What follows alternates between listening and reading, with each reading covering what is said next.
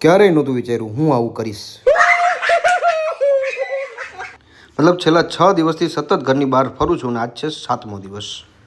આળસ મરડીને ઊભા થયા, ફ્રેશ થઈને નીકળી ગયા પાર્સલ લેવા માટે. મોટું પાર્સલ લેવા માટે.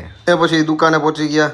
6 દિવસથી વાડીના કામમાં હતો, હવે સાડીના કામમાં. એટલે આપણે દુકાનનું કામ પતાવીને પહોંચી ગયા જામનગર.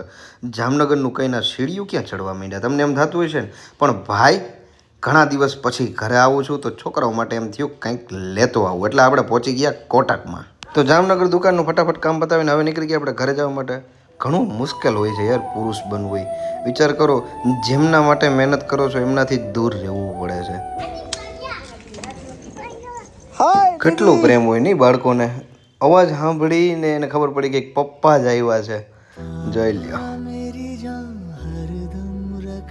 બધાને એના ગિફ્ટ આપ્યા અને કેવા રાજી થયા. જો આનો રાજીપો જોઈને બધોય થાક ઉતરી ગયો.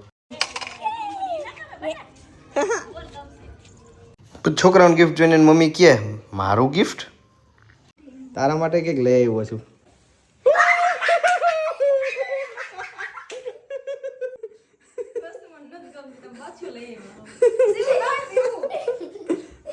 તો આવો હસતા ખેલતા આજનો દિવસ થઈ ગયો ખતમ અને ઢીંગુબેનને રમાડીએ છીએ. હવે તમને બ્લોગ કેવો લાગ્યો એ કોમેન્ટ કરી દેજો.